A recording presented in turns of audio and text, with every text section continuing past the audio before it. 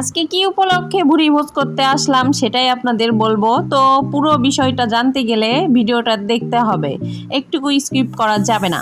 তো hello everyone, আসসালামু আলাইকুম। আপনারা সবাই কেমন আছেন? আমরা তো আলহামদুলিল্লাহ অনেক বেশি ভালো আছি, সেটা তো দেখতেই পাচ্ছেন, কারণ ভালো না থাকলে কেউ কখনো খেতে যায় না বাইরে, তাও আবার রেস্টুরেন্টে। তো আজকে ছিল আমার স্বামীর জন্মদিবস, মানে জন্মদিন।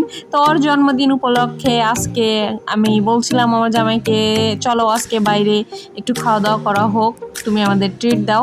তো আমার জামাই তো সব সময় অলওয়েজ আমি যা বলি আমার কথার বাইরে কখনো যায় না। তো বললো যে ঠিক আছে বধূ, তুমি সন্ধ্যার সময় রেডি হয়ে থাকো, আমি কাজটা ছেড়ে সন্ধ্যার মধ্যে চলে আসবো, তারপর তোমাদের নিয়ে বের হবো। হ্যাঁ, যেমন কথা তেমন কাজ, বেচারা সারাদিন বাইরে ছিল কাজে।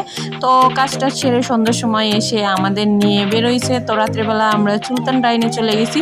এর আগে কিন্তু সুলতান ডাইনের আমরা একটা নিউজ দেখছিলাম, তো তারপরেও আমাদের তেমন কিছুই মনে হয় না। যাই হোক, যা হবার হয়েছে, এটা দেখার বিষয় না। কথা হচ্ছে যে সুলতান ডাইনের কিন্তু অনেক বেশি নাম ডাক, আর এখানে যাওয়ার পরে বেশ কিছুক্ষণ, মানে 10-15 মিনিট আমরা তাও সিট পাচ্ছিলাম না, মানে জায়গা ফাঁকা নাই, কি পরিমাণ ভিড় চিন্তা করেন। তো আমাদের খাওয়ার শেষেও কিন্তু অনেকে আমাদের টেবিলে বসার জন্য দাঁড়িয়েছিল সাইডে। তো এটাই হচ্ছে সুলতান ডাইনের পরিস্থিতি, যে বাড়ি যাই, যখনই যাই তখনই এই অবস্থা। তো কি নিউজ হলো না হলো এটা দেখার বিষয় না, বিষয় হচ্ছে যে কাচ্চি কিন্তু অনেক মজার সুলতান ডাইনের, এটা কিন্তু মানতেই হবে। আপনাদের কার কার ভালো লাগে সুলতান ডাইনের কাচ্চি অবশ্যই কমেন্টে জানাবেন। আমরা কিন্তু বেশ কয়েকবার এখানে খেতে গেছি, আমার তো অনেক বেশি মজা লাগছে।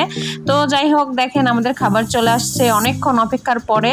তো আমাদের জামাই এখন আমাকে এই যে তুলে তুলে দিচ্ছে সবার প্লেটে খাবারগুলো। তো ও সবসময় এভাবে সবাইকে খাবার তুলে তুলে দেয়, বেচারা সবার লাস্টে নেবে কিন্তু বেশি খাবে, এটাই হচ্ছে আর অভ্যাস। মানে আমাদের একটু একটু করে দিয়ে লাস্টেও বেশি করে খাবে, শর্ট পড়লে আবার নেবে আবার নেবে আবার নেবে, মানে এমন একটা পেটুক জামাই জুটছে কপালে, কি আর বলবো গাইস। তো যাই হোক, দেখেন ডিশের খাবার শেষ, পরে লাস্টে ওর খাবার কম হয়েছে দেখে আবার এক প্লেট অর্ডার করছি। তো এখন খাচ্ছে, দেখেন খাওয়ার পরিস্থিতি দেখেন, কতগুলো হাড়াহাড্ডি জমা করে ফেলছে। তো এমন খাদ্য রসিক পেটুক জামাই কার কার কপালে জুটছে অবশ্যই একটু কমেন্ট করে জানাবেন আপুরা। আমার কিন্তু জামাইয়ের এই বিষয়টা ভালোই লাগে, আমি কিন্তু অনেক এনজয় করি, ওরও সিলাই আমাদেরও অনেক কিছু খাওয়া হয়ে যায়। তো আপনাদের সাথে কার কার সাথে এমন হয় অবশ্যই কমেন্টে জানাবেন। তো দেখেন ছেলে মেয়ে সবাই খায় দেয় টায়ার্ড, আমিও খেয়ে দেয় টায়ার্ড, আমি সামনে থেকে ওকে ভিডিও করতেছিলাম, তারপর ও একটু আবার লজ্জা পেয়ে পেয়ে খাচ্ছিল। তো এটা কোনো ব্যাপার না, ব্যাপার হচ্ছে যে সাইডে কিন্তু অনেক লোকজন বসে আছে আমাদের টেবিলে বসার জন্য।